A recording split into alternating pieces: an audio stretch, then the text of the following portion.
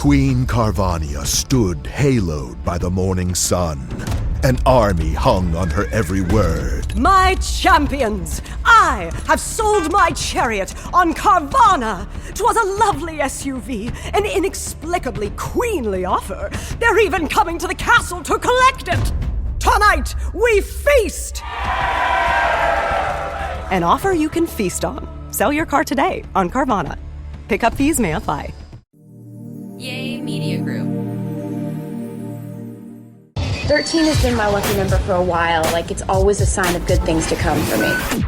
This is 13, a Taylor Swift fan podcast, breaking down every song, every Easter egg, every era, and every theory. Hosted by the biggest Swifties, Nick Adams, Anna Szabo, Amy Nichols, and Lacey G.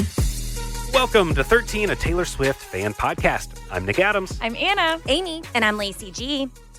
All right, it's kind of, can you at least do some sort of transition? And today we're going to be talking about. So on today's episode, Anna's going to tell you. Yes. Hi, my name is Anna. Welcome to 13 a Taylor Swift fan podcast. That's what it is. You didn't say welcome to. No, yes, you did. Yeah, I did. It was so long ago, I barely remember. Okay. I'm nervous. Oh. You're doing great. I'm not usually the host. So in the beginning, in the pre-production. So Taylor Swift has many different variants of the life of a showgirl. Okay. And inside each of those different variants, there's a different prologue, like a prologue, like some notes, right? Yes. So okay. Nick's doing your job for you. No, okay. I threw it to Anna because she really knew what we were doing. Yeah. Here. Okay. Because for me personally, I haven't read all of these prologues before. So to make my point that I'd made in my head that I haven't said out loud yet. Okay. Let me just take a breath. I'm just glad it's not me. Thank you, both of you. Okay, so with Taylor Swift's albums, she usually has a prologue in the album. Typically, it's on the vinyl or on the CD or on some sort of physical. I mean, I guess it'd be tough on Spotify unless you did some sort of audiobook version of it. So a lot of times, especially in modern era, a lot of people that don't buy the physical form of the album, they don't see it. They don't read it unless they go and look it up. But I think a lot of people, the average person, isn't going to type into Google Taylor Swift Life of a Showgirl prologue. Me, yes, I do. But I think the average person doesn't. But I do think that these poems that Taylor provides in her albums do really, really emphasize the overall themes of the album, what you're going to expect, what she as an artist was hoping to capture in it. And I mean, it's not always a poem. Sometimes it's just kind of like an actual prologue, like in 1989 and Red, you go back and you look at those, she's really talking about where she was in life when she wrote that album, kind of like what to expect. And with the Tortured Poets department, she had, for the very first time, she had an epilogue instead of a prologue. The prologue was a poem written by Stevie Nicks, and the epilogue was a poem written by Taylor Swift. But in my opinion, that prologue was so important to understand the entire album as a whole.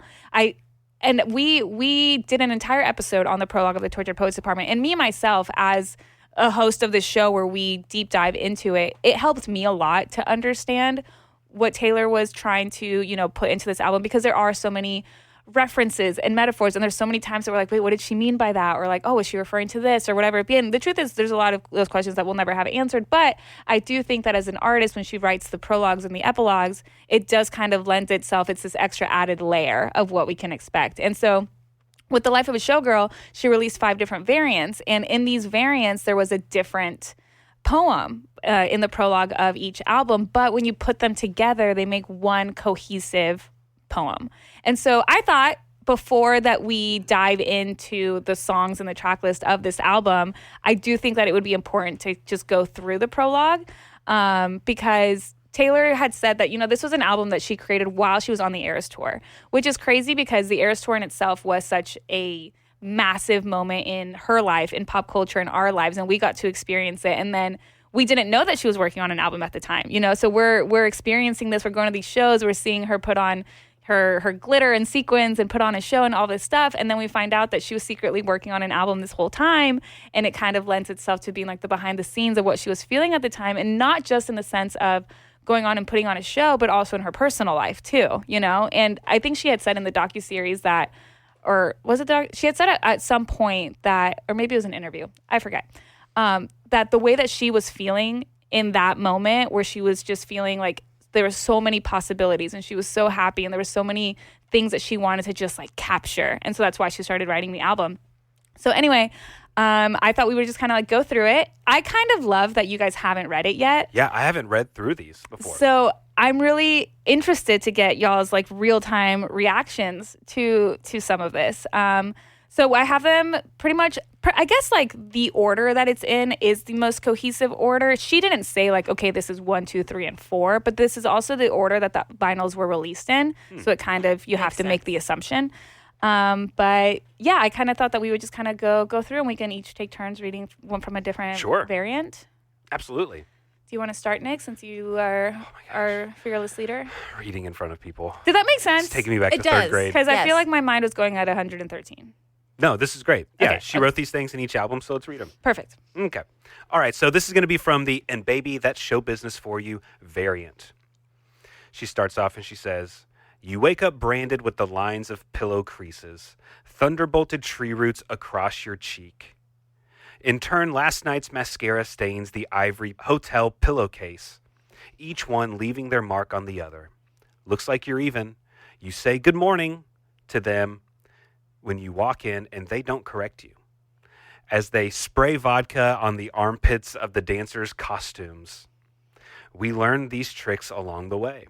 The flesh-toned bandage wraps, covered by skin-colored fishnets, because you will cover the wound no matter how deep it is.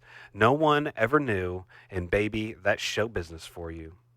Ooh. Yeah. Just right off the bat, when you wake up with creases all over your face, that was a hard sleep. Yeah. You know, you were sleeping hard. Yeah. And then you say good morning and no one is correcting you because it might be 2:00 in the afternoon. Maybe, and she's the boss. And she's the boss, yes. You know what I mean? Like if Taylor wants to wake up at 2 in the afternoon, she's gonna wake up at 2 in the afternoon. You know, like she's the boss. It was so cool with the docuseries, really seeing her be the boss and the way that people refer to her as the boss. Like that is the boss. She makes the final call on things. Like this is, you know, her production and everything. Like that was really, really, really cool. Yeah, so she's setting up kind of the behind the scenes of the life of a showgirl. Yeah. And she's having a hard time. As they spray vodka on the armpits of the dancers' costumes, what is that supposed to do? What's the trick? What's the trick? Is that getting stink out? Is that getting stains out? I don't know. I do not have a drinking problem, but sometimes I wake up smelling like vodka and I'm like, oh, I could just pass that off as a dancer's trick. Yeah. I'm a dancer, guys. As one does. Be like, yeah, this is just my dancer costume, obviously. Yeah, I don't know. I'm not a dancer or performer, so I don't know what that trick entails. We learn these tricks along the way. The flesh-toned bandage wrap covered by skin-colored fishnets. Okay, you know? that also blew my mind. It wasn't until the Eras tour that I realized that she was wearing skin-colored fishnets. Her and like Sabrina Carpenter, there are like performance fishnets that you wear. And I remember at one You point... didn't know? I didn't know so, that. like, you're not seeing their actual leg correct. through the fishnets? I think she wears 2 pairs. Yeah. Oh, wow. Yeah, because there was one time where I think I had thought like, oh my God, like her legs just look not like shiny. That's not the right word, but it's like almost like perfect in a way. Flawless. And then, yeah, and then Sabrina Carpenter also wears them. And I was like, oh my God, how do her legs just like look like that? And then somebody had pointed out that as a performer, you wear fishnets. And I was like, oh my God. And they're flesh colored. So you like from far away or like from like a photo, unless you zoom in, like you don't know. Yeah, well, that blew my mind. This prologue wraps up by saying, no one ever knew. Yeah. No one and ever baby, knew. that's show business for you. Yeah.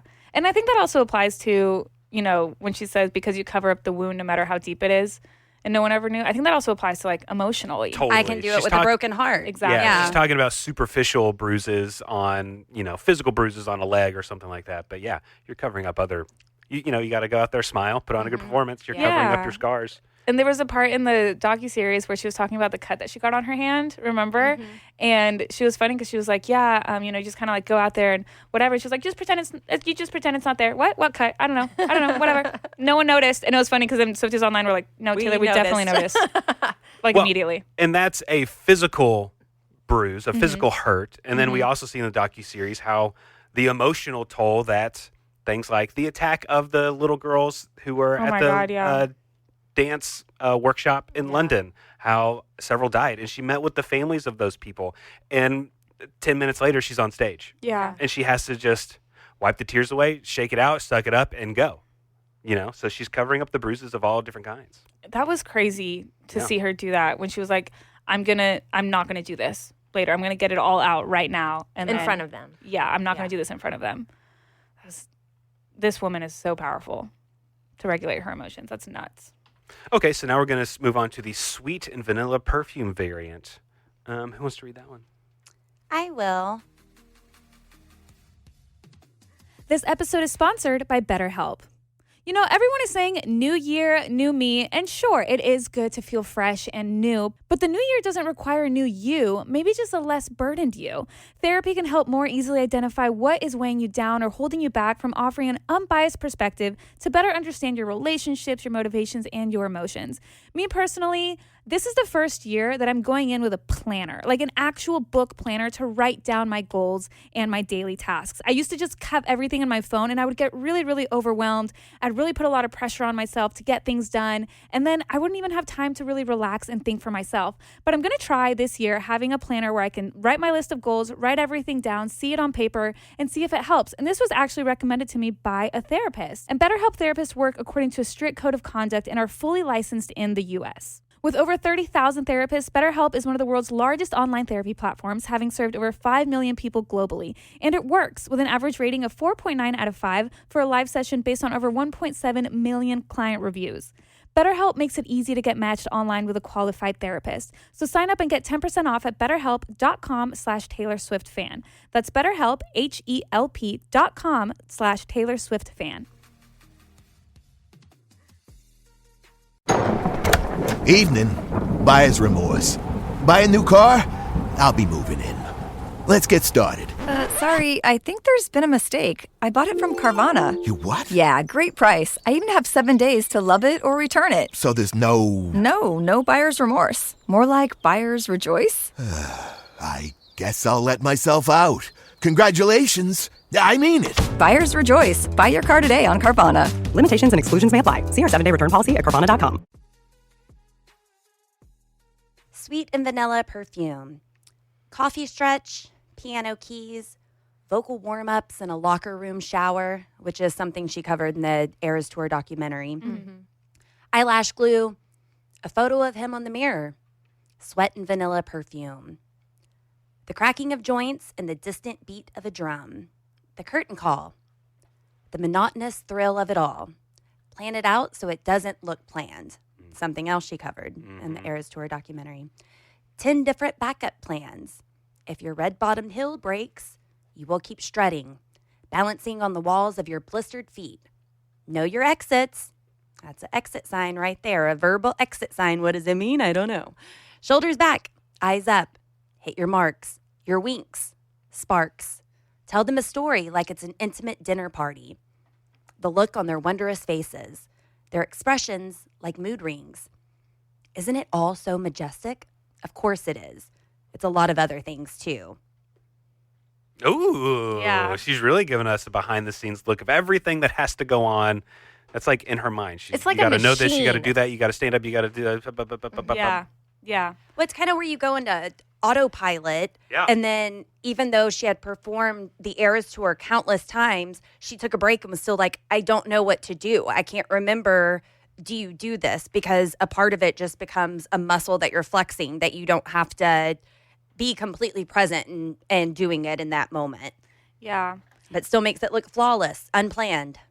Right. Mm-hmm. The part where she says, shoulders back, eyes up.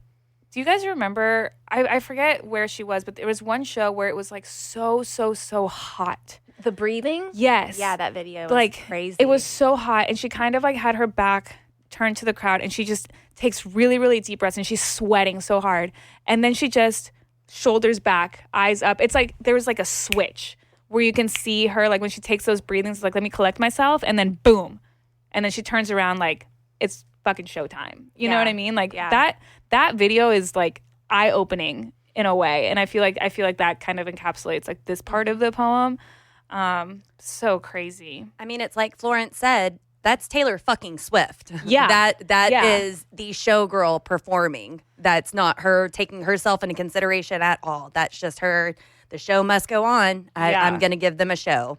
Yeah. And simultaneously, in the next few lines when she says, tell them a story like it's an intimate dinner party. Like, yeah, show must go on. You're in this crowd in front of 100,000 people. But when she's sitting at the piano talking about her music and stuff, like you really feel like you're the only person in the room that she's talking to. And it's funny too, because I feel like people in the industry have said that Taylor Swift does make you feel like you're the only person in the room. Like she just has this incredible aura and energy to make you feel like you're very important when she's talking to you. And it's like she made me feel that way when I was in a stadium and she's performing. Like that's show business, baby. This conversation reminds me of a recent video. I won't say who, but was an artist performing, and they're telling a story. They're trying to make it an intimate time with people, in this concert. And they're telling the story, and it's so funny. It's just, sounds like this person is just saying it for the first time. And then the person videoing turns around and there's a teleprompter. And this person is just reading this story. It was so funny to me. But also at the same time, like, you have to do that stuff. Yeah. And that is the mark of a good performer is, just like she says here, you have 10 different backup plans. Like, you know what to do, and an actor is to make it look effortless. Yeah. And so that's just what this person was doing, and it was really funny. Yeah. And so I don't really hate on the person for doing that. You need that. Because what if you're in the moment and you forget where you were going with the story I can and relate stuff like to that. So I get it. It was just a funny moment. But also at the beginning of this, coffee stretch, piano keys, vocal warm-ups in the locker room shower. It reminded me during the Eras tour, some people were talking on social media that I saw that I guess they had never realized, but how her room that she's in, her just getting ready room, it looks the same in every city she's in. It's just black curtains. It's pretty simple. Yeah. And she has some couches and stuff like that. And people were thinking, oh my gosh, she brings a couch, the same couch everywhere she goes. And other people in the comments were like, yeah, she has 20 18-wheeler trucks traveling with her. They have room for 2 couches for Taylor. And like, it's not a crazy elaborate setup. I've heard of other artists that they will set up almost like their entire apartment in the locker room to make it feel like home. And you're not just on a wooden bench or a metal chair getting ready. Yeah, you're going to have a comfy couch and stuff like that. So it's just funny to me remembering that. I loved when she's in that room, when you kind of pick up on, like, I think part of her tradition and routine was playing her surprise songs for her mom. Mm-hmm. Yeah, she's working out, and she's working out all the different changes and things like that. Yeah, like it was her mom's idea to say it was the end of an era. End of an era. That was her mom's idea. And it's so funny because ever since that clip, and so I've seen other clips from other parts, like somebody was like, do you think it was her mom's idea to say he's the guy on the Chiefs? Karma's the guy on the Chiefs. Do you think that was maybe her idea? It might have been. Like she seems fun enough to throw that out. Which is also funny because in the part where she's rehearsing Hits Different. Oh my It's God. about you and Travis. I was about to bring that up. She's like, it's your story. And She's like way over her head. and Taylor's like, who do you think the song is about? Your boyfriend, Travis. And she was like, Mom, this is a breakup song. And she said something to the effect of like, oh, well, it just sounded really happy or something. She goes, I only focus on the pretty parts. Yeah. And I mean, Andrea, same. Like Yeah, sometimes I'm listening Sometimes to I miss something it. and I think it's a happy song, but just because it has a happy tune doesn't mean we're not really upset about something. It's funny because then I saw Swifties kind of like taking other songs, like they'll find like a part in All Too Well and they'll be like, your boyfriend Travis. Oh my God. Oh, you said he. Oh, your boyfriend Travis. That's your story. That's your boyfriend Travis. So cute. All right, Amy, why don't you read us the next prologue, please? Yes, the crowd is your king. Remember this city? You've been here before in another life, on another tour. Remember her? She's got a mortgage now, straight teeth where they'd been metal brackets, standing with her 8-year-old daughter. You mouth, I know you. In the millisecond gap in your choreography, to you, she will look exactly the same age as when you first saw her. She will always be 14 and a half, remember? Lock right back into the footwork, and misstep is a misstep. You must remember everything. But why am I having such a hard time? There's so much pressure. I know. Back to it. But mostly this, the crowd is your king who has ruled over you for centuries, benevolently for the most part. Ooh, I'm really glad I didn't get that poem because I would have messed up that word for sure. Benevolently. There you go. I think I got it one time. So is she singing about recognizing someone in the crowd that she's seen before? I think so. Or is she singing about herself? Like, remember her who was here I think before? she saw someone She saw and it someone. reminded her younger self. Got it. Yeah, that's Could be. That's kind of what I thought, especially with this tour. I mean, Taylor's been touring for years and years and years, like her entire career, but it is something so beautiful. I think maybe with this tour encompassing all of her eras, like, there were people that were in the crowd in the original Fearless tour that are now, They're with their kids. Now they're there with their kids singing the same songs. And they have a mortgage now. And they have a mortgage now and they don't have braces anymore. So it's like, I think maybe for Taylor, that was probably just a very touching thing to feel like these are people that have supported me in my career for their entire lives, I think that's really beautiful. Anna, you want to take over the Shiny Bug edition? It would be an honor. The shiny bug. Perhaps someday they will despise you again. Perhaps it's not a matter of if, but when. They'll reassess your merits and then take a magnifying glass to the shiny bug. Deflate all the heroes that they decided she was.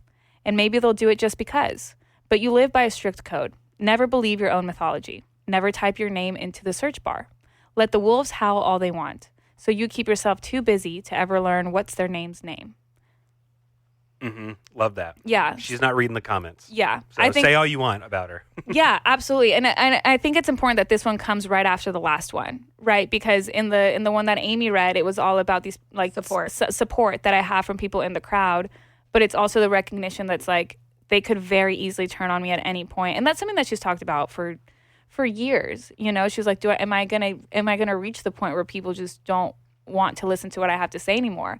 And even now, she had said that she was always scared of being in a happy relationship, that people would feel like she can only write sad music. Like that was always a fear of hers.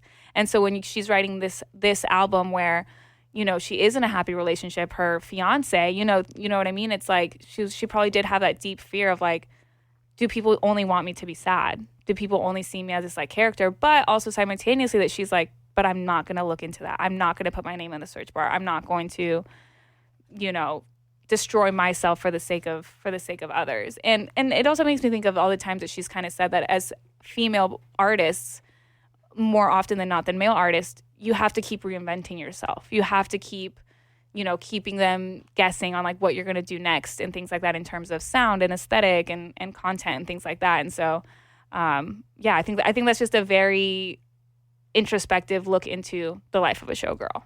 Well, and she ended "The crowd is your king" by saying benevolently for the most part.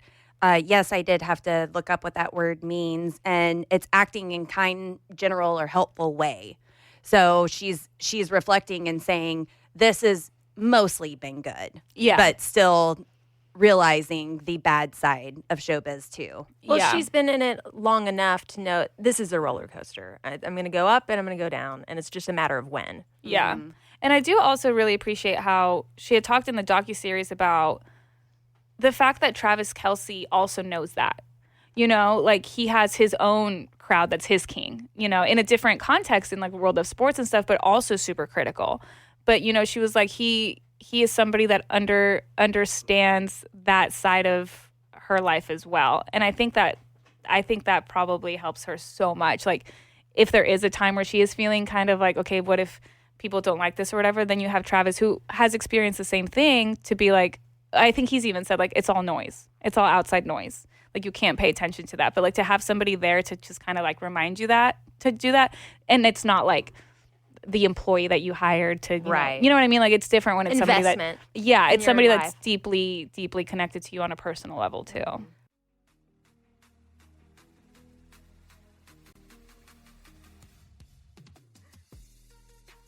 All right, so let's move on now to the tiny bubbles in champagne. And I love this first little bit. He ran to his car from work to catch the flight. Missed the first act, but somehow it's better this way. It's just right because you get to watch him make his way through the masses, parting the crowd like some neon Moses in a sequined sea. He's a magnet and a trampoline, the tiny bubbles in champagne. Haphazard but precise, he crash-landed next to you. Reckless, but never with your heart. If he's in, you are too. You've begun to feel that every song before was just a prayer, a wish list.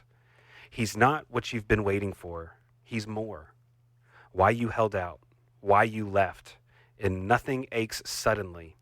And he has that effect. Oh my gosh, that is Isn't that so good. So I'm I've got obsessed. goosebumps. the very first part, he ran to his car from work to catch the flight, missed the first act, but somehow it's better that way. That made me think, I don't know if she's singing about this. I just looked it up. Where was she? We've seen that video. Taylor's performing August. She's in like a red dress.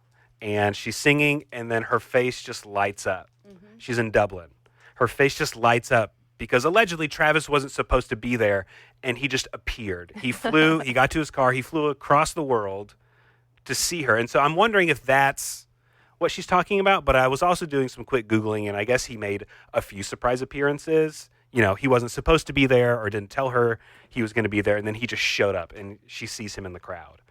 And I love how she describes, who I'm assuming is Travis Kelce, about being a magnet and a trampoline, but he's parting the crowd like some neon Moses in a sequin C. Yeah. Her fans are the sequin C. We're the sequin Travis C. is walking out in probably some bright color, loud outfit. Yeah. They're just parting for him to get to the VIP tent. Yeah, Nick, I am so happy that you bring that up because I think of that exact moment also, the one where she's singing August. And her face just lights up, and she's so happy. Up. And also, selfishly, I was at that show. Oh, were you? That was in Dublin. Yes, that was in Dublin because I remember, like, I mean, I was higher up, so I wasn't there. Like, I wasn't close enough to, like, capture, like, that video or anything. But I was in the back, but, like, you could actually feel the shift in her energy as she's performing. And I was like, what's going on? What's going on? And then it took a minute for me to like find out. I don't think it was until after the show when I looked online, but I had seen all those videos and stuff. And I was like, oh my God, I was at that show. And I was telling Ryan, I was like, Travis showed up like while we were there. Like, that's so crazy. But to me, that's just a really, really special moment just because I got to be in the same stadium with 100,000 people. But for her to write about it in the poem, I think is just like so wonderful. And I love that. And I also think that, you know, it's funny, like we talk about the song Wood, you know, and it's like, oh, it's like funny and cheeky and like, you know, all this stuff. But deep down, like the line in this where she says, every song before was just a prayer. I'm like, holy shit. Like literally Taylor Swift's entire discography where she is almost like manifesting the type of love and relationship that she wants. And that's what she has, you know, a wish list. I know. You can hear towards the end of this how, to me, you can feel the weight has been lifted off her shoulders. He's not what you've been waiting for. He's more. It's why you held out. It's why you left. Yeah. Isn't that cool? Yeah. It's like you can feel like she's at peace. Yeah. This is it. This is what we've been waiting for. And I know this is talking about her on the Eras tour. It was written then, but on a grander scale, he walked in on her life now. It's talking about in the middle of the show, like he missed the first act or whatever, but also the first act of her life. Oh my gosh. gosh. Missed out so much of her life, and now he's finally there, but that's good. It just gave me the chills. Amy, what a great point. Yeah. That just gave me the chills. It's also like, to your point, it's crazy when have you ever gone back and looked at the show that Travis Kelce was at in Kansas City night 2? Because he said that he always talks about it too. He's like, Casey night 2. When he was there, the show that he was there at, the day before, or like, you know, when she had posted on Instagram being like, all the single girlies heading to like KC or like whatever.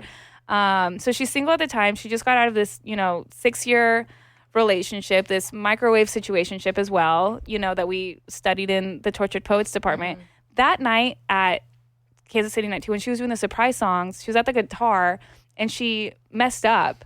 And to the crowd, she says, will you do me the honor of starting over? And it's like, when you think of the fact that she said that when Travis Kelce was in the crowd, like, That's pretty great.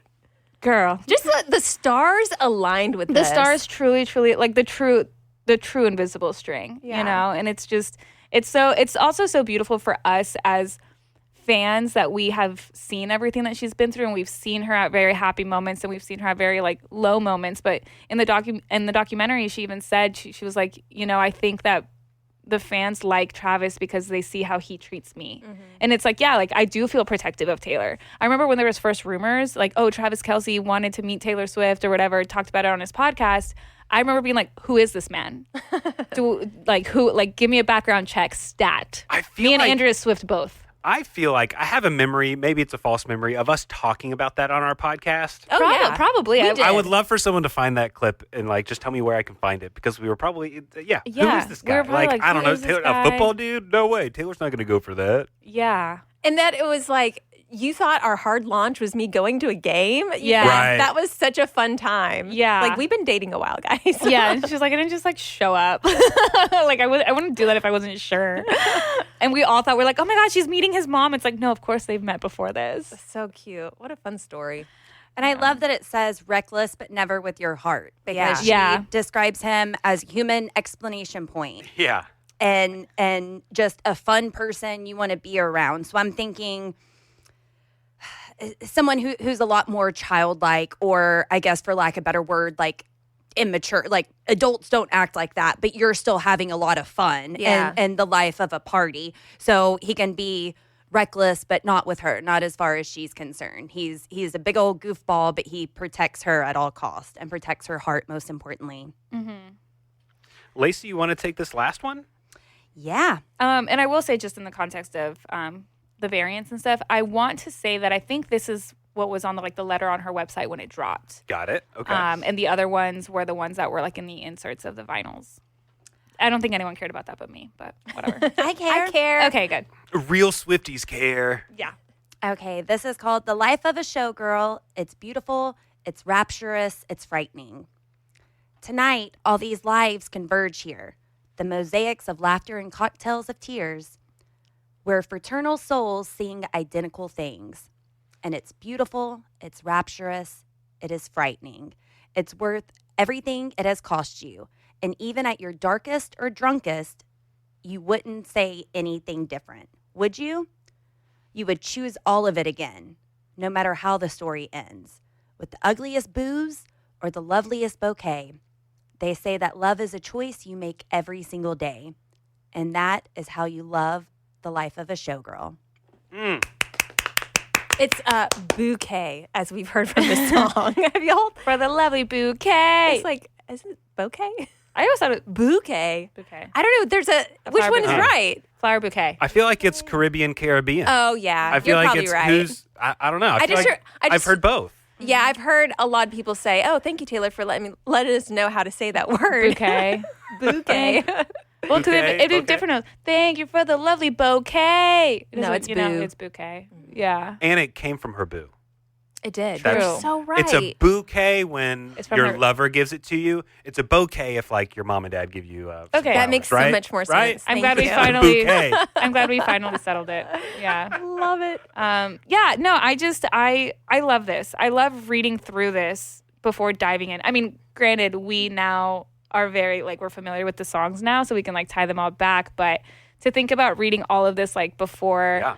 Diving into the body of work that is the life of a showgirl, I love it. I love that Taylor does this. Maybe other artists do too, and I just don't know. But I love that Taylor does this.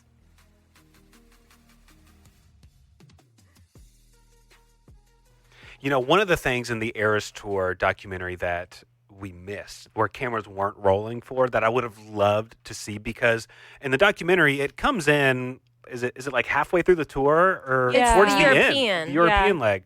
So I wanted to see the very beginning. I want to see her pick the songs.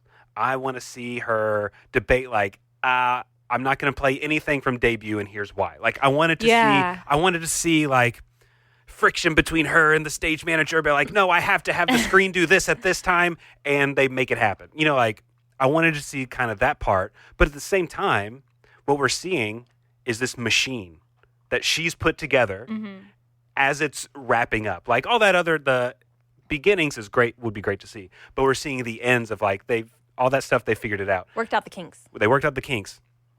Here's how this massive thing wraps up. Yeah. Mm-hmm. And so it's just kind of a fun perspective to see.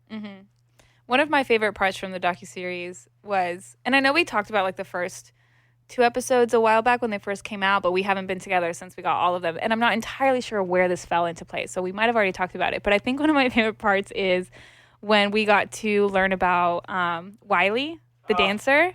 Oh my gosh, that had to be like my favorite storyline in the entire thing was him finally getting to do the dance. Yes, and I just absolutely love. He's one of Taylor's dancers. He's the one with the long hair. With the hella good hair. Yeah, yeah. And he was just talking about how growing up like as a dancer, and I'm not in the world of dance, so I don't really know the difference between different dance styles. But he had been saying that he always liked to dance like more feminine styles. And it was something that he always kind of was told not to do. And it was hard to get jobs and things like that because people just couldn't see that. And on the Eras tour, when he said it was his dream to perform Ready for It. And the dancers are all kind of like, okay, like we're going to do this. And then they're like, ultimately, it's down to Taylor. It's her say, because in the Ready for It number, it's all female dancers. And when you see Taylor, when the stage manager, I believe, is the one that was like, hey, it's Wiley's dream to do Ready for It. And she's like, what do you mean? She's like, it's his dream to like dance in it. And she was like, oh, does he have a costume? Like, yeah, okay, sure, absolutely. Like, no questions asked. But in that moment where she said, what do you mean? People think that maybe she thought that Wiley wanted to sing Ready for It. So if you go back and watch it, when they're like, hey, it's Wiley's dream to do Ready for It, and she's like, what do you mean? Like, you know, to dance in it, like to do the number. And she's like, okay, yeah, like can we get a costume fast enough? Yeah, there was no second guessing his dancing skills. No, but it was like, I think she was like, and almost makes it like, not only like if he wanted to sing it, it's almost like she thought like, okay, how can we make it happen? Right. Yeah. If it's his dream to sing it, we're going to do it. No matter what she thought, she didn't say no to any of the possibilities of singing or dancing or whatever it is. Yeah. But it's just so funny. How can we make dreams come true? And I think that was in New Orleans when he performed it. I think so. I don't remember. So. But man, if he got out there, he was perfect. He did not miss a step. It couldn't have been better. Yeah. And it was like, oh my gosh, this is so cool. Yes, we're watching this documentary about Taylor Swift. But here we are, we're watching someone's dream come true. Yeah. It was just a really cool perspective to see. Yeah, and if you go back and watch it, like, because there are so many just documented like videos of it, if you go and find some of the videos, when she turns and sees him, there's a huge smile on her face. And she even like changes the note where she's like, "Are you ready for it?" Because it's just like being in the crowd. You know, we don't know that, but when you watch it back, knowing the backstory, it's really, really cool. But it is just so beautiful to see not only Taylor's dreams come true, but like everyone involved, from the dancers to the crew to just like everyone that was a part of this. I loved seeing so much behind the scenes. First off, episode 5 to be Marjorie episode. Come on. Yeah, really sweet. So really beautiful. Sweet. And the fact that Andrea says her mother prepared her for a daughter like Taylor Swift, that she was ready for it because of Marjorie.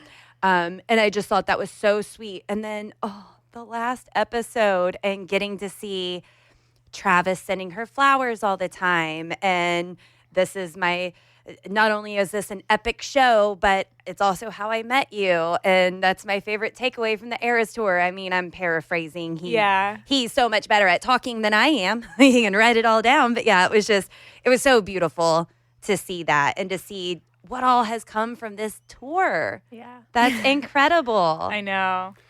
Another one of my favorite kind of fan edits with the Eras Tour documentary is it'll be a clip of Travis on his podcast when he's talking about how he wanted to meet Taylor, and he was bummed. He's like, man, I didn't get to meet Taylor because she doesn't meet with people before the show because she's saving her voice. And then it's just a hard cut to the scene in the Eras Tour documentary where she's practicing her surprise songs and watching the Chiefs play football at the same time. And she's singing, and then she just immediately starts screaming. She's like, ah! And he's like, she's saving her voice. Ah! I was like, throw it! Yeah, I love it. It's so funny.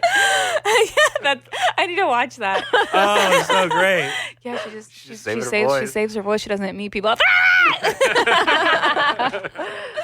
Yeah, then whenever she got off the stage for that last show and her dad walks up to her and says, oh, and by the way, the Chiefs won. And she was like, it's such a great day. It's such a great day all the way around. Yeah. And I was also thinking about how, this is such, like I think she had said various times, like this was like the thing that she has been the most proud of in her entire life. And we didn't see this in the docuseries, obviously, because it was right after the tour. But remember how Travis threw her an Eras tour themed like birthday party? Right. Like that's so cute. And he was able to get like all of the real stuff, obviously, you know. But I thought about that, like that's so sweet to like celebrate her and celebrate her work and celebrate the thing that she is the most proud of. Yeah. Like, oh my God, I'm just so happy that she's happy. Me too. I love it.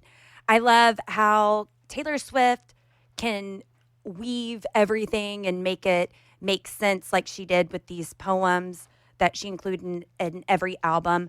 Well, Britton Ray on TikTok, huge fan of hers. She's fabulous writer. She has great hair and takeaways. She has the best hair ever. But she made a big weaving connection through Taylor Swift's number 5 songs. And I think the point that she made is really good. There is simply no way that Taylor Swift did not intentionally connect all of her track 5 bridges to each other on all 12 albums. But here's every single track 5 bridge from Taylor Swift's 12 albums put together, and it makes sense. Prepare yourselves. Here we go. You never did a damn thing, honey, but I cried for you, and I know you wouldn't have told nobody if I died for you. And there you are on your knees, begging for forgiveness, begging for me, just like I always wanted. You are an expert at sorry and keeping the lines blurry, never impressed by me acing your tests. All the girls that you've run dry have tired, lifeless eyes because you burned them out. But I took your matches before fire could catch me, so don't look now. I'm shining like fireworks over your sad, empty town. And maybe we got lost in translation, maybe I asked for too much, but maybe this thing was a masterpiece until you tore it all up. Running scared, I was there, I remember it all too well. Let me remind you, this was what you wanted. You ended it. You were all I wanted, but not like this. Sometimes I wonder when you sleep, are you ever dreaming of me? Sometimes when I look into your eyes, I pretend you're mine all the damn time, 'cause they see right through me. They see right through me. Can you see right through me? I see right through me. I see right through me. And I can go anywhere I want, just not home. And you can aim for my heart, go for blood, but you would still miss me in your bones. And I still talk to you when I'm screaming at the sky. And when you can't sleep at night, you'll hear my stolen lullabies. While you were out building other worlds, where was I? Where's that man who'd throw blankets over my barbed wire? I made you my temple, my mural, my sky. Now I'm begging for footnotes in the story of your life, drawing hearts in the byline, always taking up too much space or time. You assume I'm fine. From sprinkler splashes to fireplace ashes, I gave my blood, sweat, and tears for this. I hosted parties and starved my body like I'd be saved by a perfect kiss. The jokes weren't funny, I took the money. My friends from home don't know what to say. I looked around in a blood-soaked gown and I saw something they can't take away. 'Cause there were pages turned and the bridges burned. Everything you lose is a step you take. So make the friendship bracelets, take the moment and taste it. You've got no reason to be afraid. You say I abandoned the ship, but I was going down with it. My white knuckle dying grip, holding tight to your quiet resentment. And my friend said it isn't right to be scared. Every day of a love affair, every breath feels like rarest air when you're not sure if he wants to be there. So how much sad did you think I had in me? How much tragedy? Just how low did you think I'd go before I self-implode, before I'd have to go be free? We lie back, a beautiful, beautiful time lapse, Ferris wheels, kisses, and lilacs, and things I said were dumb, 'cause I thought I'd never find that beautiful, beautiful life that shimmers that innocent light back, like when we were young. It's perfect. Like there's no way she didn't plan this. That's cool. I've never heard of those put together before. That's beautiful. Mm-hmm. That's really, really beautiful. It could be a poem. It could be a little, I feel like I just went through a whole roller coaster of emotion. Yeah, it does kind of tell a cohesive story. Mm-hmm. That was really cool. Yeah. And I just have one more. How cool would it be if we finally got to do this? Rebecca Posma posed this question, and I want to know what it is that we would ask her. If you got to ask Taylor Swift for her explanation of one song, like her complete 100% unfiltered opinion, details, background story, everything that went into this one song of like why she wrote it, who's it about, is it about someone, is it about bits and pieces of like multiple people? If you got to ask about one song and one song only, and you got a truthful answer from her, what song would you choose? I can't. Not off the cuff. The first one that popped in my head was Bigger Than the Whole Sky. Like, what are we talking about here? Because there's a lot of theories and stuff. And that's kind of a tough one to talk about. But sure. what are we talking about here? You know, like I don't want to speculate about the wrong thing. Yeah. So like what are we talking about here? Oh, can I choose an album, not a song? Yeah. Amy, what's your which runner-up? album? I mean, we've always said that Folklore and Evermore is just like this fantasy world, but we know that she drew from personal experiences. So Sure. how much overlap? Let's pick it apart. Yeah, Betty's Yeah. somebody. Yeah. Who is Betty? along those lines, I would want to know more about Midnights because she said it was like a collection of 13 sleepless nights. And at that point in time, I was really convinced that since she was re-recording her music, that she had revisited a lot of her own past that then inspired songs on Midnights. And I'd be really curious to know exactly which moments, because again, we can speculate all we want about like which parts inspired what and try to connect the dots. But I would want to know what actually who inspired the song question? Who are you asking? I don't know. I would want to know about Midnights. Lacey, what do you think? I would want to know if we were going to do albums, was Midnights a breakup album? Yeah. Because we didn't think so and then got more into it and the breakup happened. And then looking over her past work, like, were you fine and saying everything is a lie, or were you not fine and you were getting it out? But the one song I would ask about, the first thing that came in my head was Black Dog, because she said no one Good has point. gotten that right. So what Excellent. is it that you're referring to in Yeah. the Black Dog that That's a good one. everyone's so wrong about? When that so song came good. out, I mean, like, Lacey and Anna have both been to the Black Dog, right? Yeah, And, the pub. so much, the actual bar in London, bar restaurant, and then all these theories about that, and then Taylor's in an interview and she says, "Nope, nobody's ever guessed it." Like, Yeah. what? What was this? What is it? I know that's a really good one, Lacey. Yeah. Yeah. So Yeah. I thought that was She knew the cool. question before it was asked. You think so? Yeah, she had more time to think about it. Oh, Lacey, because Lacey pulled the clip. Because Lacey pulled the clip. Yeah. No, but that is really good. That is Yeah. a good question. Yeah. Should I add it to our list of questions? Subnote question. You should add it to our list, and I think I'm going to add it to my bingo board too. That maybe we finally get to ask Taylor Swift a question this year. I like That's it. good. That's That's me good. just being hopeful. One but singular yeah. question. Pop I love Tarts, of course. I love that. Lacey, you bring up a great idea. We have not gotten to our 2026 bingo board yet. And the people are yearning for it. They are yearning. I think we try and put together our thoughts of our predictions about what's going to happen this year. Yes. There's no better time to do it than the beginning of the year. Is it a competition again? I think it has to be because now all four of us are here. Okay, cool. Well, that's what we'll do next. All right. Well, thank you so much for listening to 13, a Taylor Swift fan podcast. If you haven't already, subscribe to us on whatever podcasting platform you're listening to us on right now. All the ways to get in touch with us are in the description of this podcast. And join us next episode when we present to you our 2026 Taylor Swift bingo board. Thanks for listening. The 13, a Taylor Swift fan podcast. Subscribe for free and leave a positive review on Apple Podcasts, Spotify, or Google Podcasts.